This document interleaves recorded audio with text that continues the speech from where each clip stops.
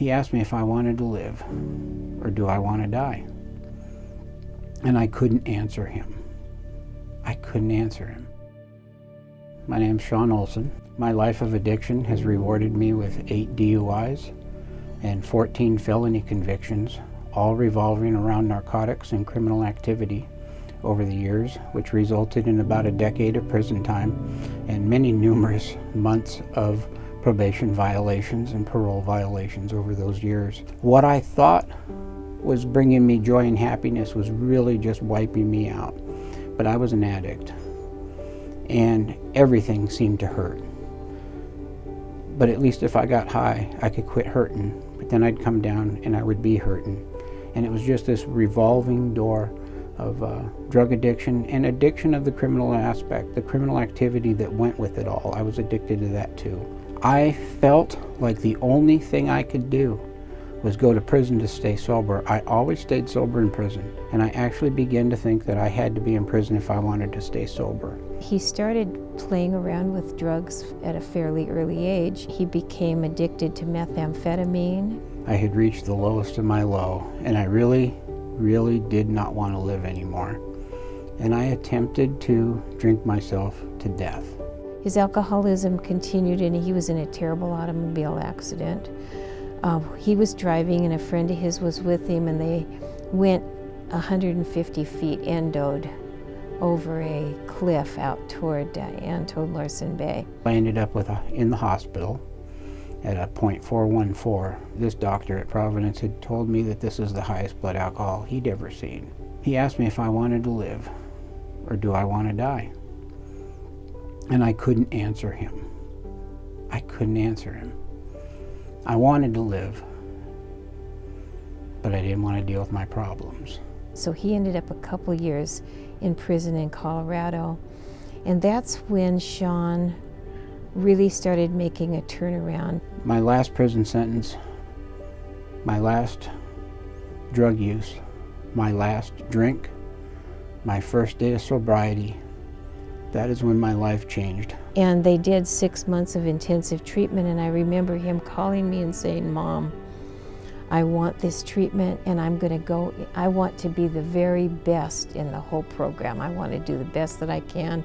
I want to really make use of this and do good," and he did that. In my treatment program, I'd given my heart to God. I'd asked God to help remove my character defects. I asked God to take away my addiction. And at that moment, I decided I was going to do whatever I had to do to put addiction behind me to the best of my ability. And then when he got out, he ended up back in Kodiak with no home, no place to live. Started working with a sponsor, and of course, camp program was created. I had begun a healthy road of recovery, and I got to be a part of camp. You know, I worked for the city of Kodiak shortly after my release. That was a big deal, getting hired on a municipal level. You know, with my background, the city gave me a chance.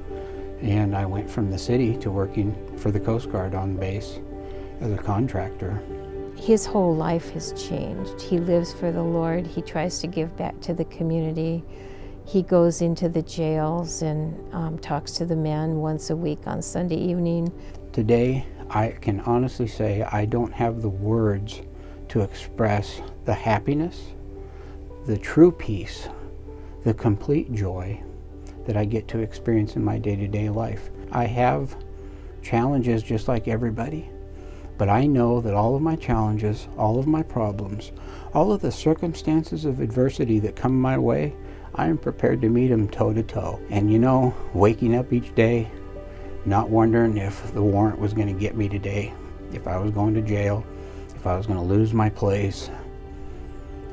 Being able to face myself in the mirror every day has been the greatest liberating gift God has given me in my sobriety. God is the one that made this available. I've just been a willing participant, you know.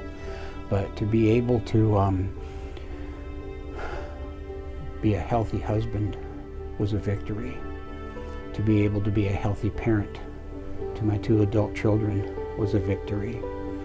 To be able to be a responsible son who could be counted on by my parents, once again, was a victory, because I had lost their faith, their trust, and integrity. And integrity isn't something you can just wake up and get again. You have to show it through process and through merit. I'd say one of the greatest victories, one of the greatest blessings I have is owning a duplex today, and I have my mother live on the other side. I joke that she took care of me for 40 years. Once I got clean and sober, it was time to take care of her, and now I get to help her, you know. I'm very proud of him and so grateful. But I think for me, the biggest impact is being able to continue to have a program that I'm able to share some of the tools, that I'm able to use some of my experiences to help other people. And my heart goes out to those in camp that are struggling to find that same stability that God has blessed me with. And I want to never forget where I've come from. If it can happen this way to Shawn, one of the worst cases I've ever seen, that should encourage anybody. If he can do it, anybody can.